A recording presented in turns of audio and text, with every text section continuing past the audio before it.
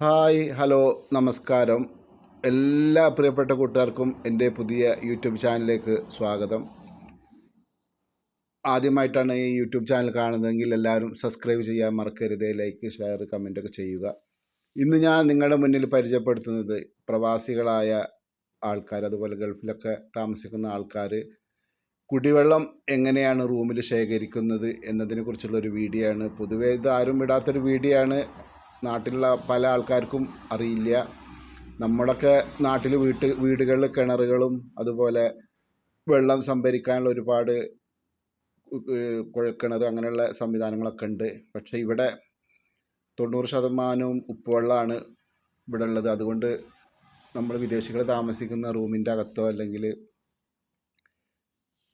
ഇവിടെ അറബികളുടെ വീടിൻ്റെ അകത്തൊന്നും കിണറുകളോ സംവിധാനങ്ങളൊന്നും ഇല്ല. അപ്പോൾ അതുകൊണ്ട് നമ്മൾ എന്ത് ചെയ്യും, ഫിൽറ്റർ ചെയ്ത വെള്ളം കമ്പനിയിൽ നമ്മൾ വെള്ളം ബോട്ടിലൊക്കെ വാങ്ങി കുടിക്കുന്ന കമ്പനി ഉണ്ടല്ലോ, അങ്ങനത്തെ കമ്പനികളിൽ വലിയ ടാങ്കർ ലോറികളിൽ വെള്ളം ഫിൽറ്റർ ചെയ്തിട്ട് അത് സപ്ലൈ ചെയ്യും. അത് നമ്മൾ പൈസ കൊടുത്തിട്ടാണ് നമ്മൾ വാങ്ങുന്നത്.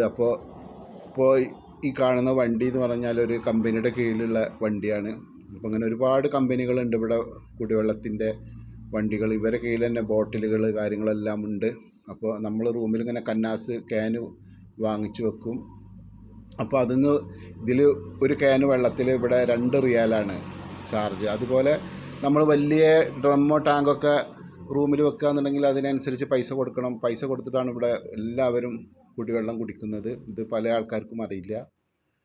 അപ്പോൾ ഈ റൂമിൽ ഇങ്ങനെ 10, 15, 20 ക്യാന്, ആൾക്കാർ കൂടുതൽ താമസിക്കുന്ന റൂമുകളിലൊക്കെ ഇഷ്ടംപോലെ ക്യാനുകൾ ഉണ്ടാവും.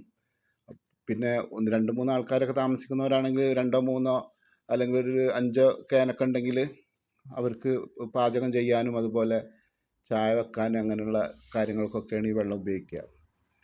അപ്പോൾ ഇത് നിങ്ങളെ പരിചയപ്പെടുത്താൻ വേണ്ടിയാണ് ഞാൻ ഈ വീഡിയോ ചെയ്യുന്നത്. ഇത് പല ആൾക്കാർക്കും അറിയില്ല. ഇവിടെ നമ്മൾ പൈസ കൊടുത്ത് ഫിൽറ്റർ ചെയ്ത വെള്ളമാണ് ഉപയോഗിക്കുന്നത്. പിന്നെ റൂമുകൾ കിണറുകളോ കാര്യങ്ങളൊന്നും ഇല്ല. അപ്പോൾ ഇതാ വെള്ളം അടിക്കൽ കഴിഞ്ഞ് വണ്ടി ഇതാ പുറത്ത് നിൽക്കുകയാണ്.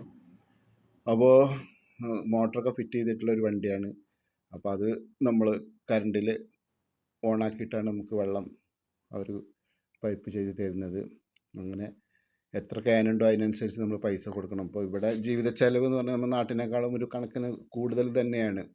അപ്പോൾ ഇത് നാട്ടിലുള്ളവരെ പരിചയപ്പെടുത്താൻ വേണ്ടിയാണ് ഈ വീഡിയോ ചെയ്യുന്നത്.